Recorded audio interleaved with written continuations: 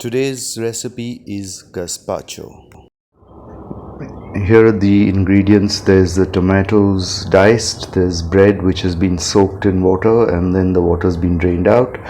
There's cucumbers peeled and diced, green and red bell peppers diced, that's shimla mirch and a red capsicum, and there's garlic which has been peeled, there's extra virgin oil and white wine, and yeah, my drink.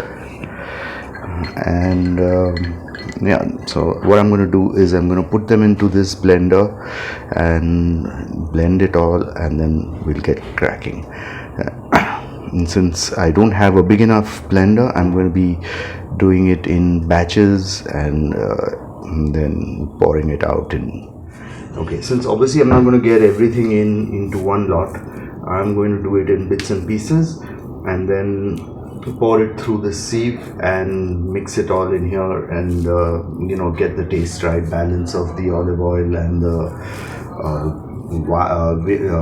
white wine vinegar, as well as the salt and the cumin powder if necessary.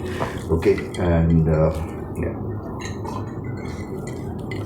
so I'm just going to start dumping everything in here. It's otherwise quite a simple thing once the chopping is done. So I'm going to just start dumping everything in.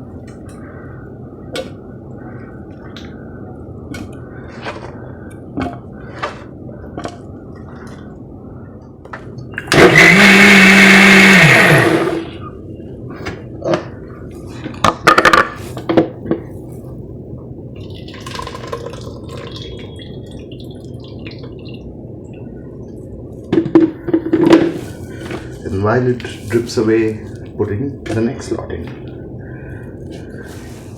and every round I put in a little bit of olive oil and a little bit of the vinegar. You can even use some old wine, some sherry, and like I said, at the end I'm going to sort of mix it in this taste and all that, and then we'll come to that.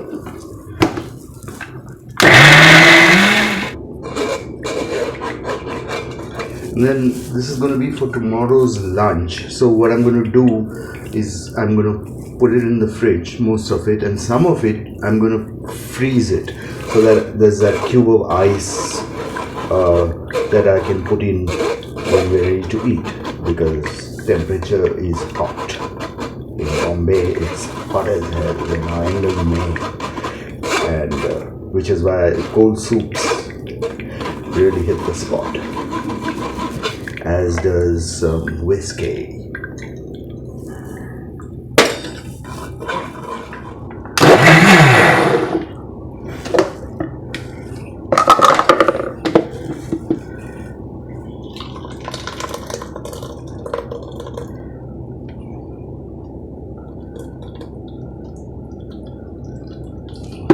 And that little bit that's left over, put it here, and then right at the end I'm going to again mix it and squeeze as much as I can out of it, like squeezing that last bit of toothpaste, or that last drop of the booze. Alright, now I've got everything in here, and what I'm going to do is I'm going to add a bit of water. I've already added a little bit, I'm adding some more, and I'm going to add a dash of vinegar. If you remember, I put in some vinegar when we were mixing it all, but need some more. Need some salt too, so I'm going to put in a bit of salt here, and touch of olive oil. This is virgin olive oil, and some color into this. Yeah, need that, always need that. And a touch of cumin, just a pinch. Jeera, this is roasted jeera then ground. And then and give it all a mix, and let's see where we got. Because now this is the key, tasting it, seeing how well all the flavors have matched and how liquid it is. I think it needs a little more water. But other than that, other than the water, I think it's actually quite excellent.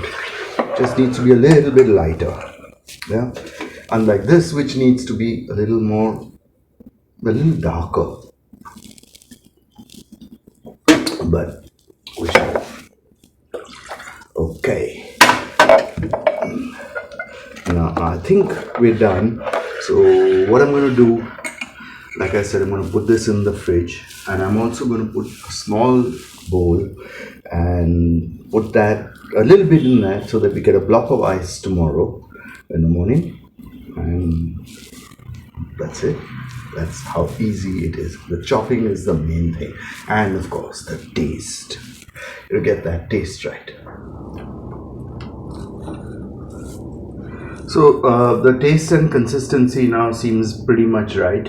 Of course, I can always add right at the end tomorrow, because once it's chilled, the consistency will also change, and the taste will also, I think, get richer by tomorrow morning. So what I'm going to do now is I'm going to put some in this, which I will put in the freezer, so I'll get that block of ice, and the rest I will put in the fridge. So that'll be cold, and then in that cold, I'm going to half an hour before eating time, I'm going to put that block of ice in this, so get it really chilled. Okay, that should be enough.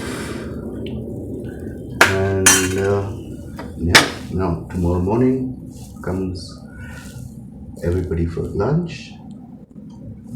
Let's see. Cheers. Nothing in there. Next morning, I garnished it with fresh parsley, put in that block of ice, and served it really chilled with croutons on the side.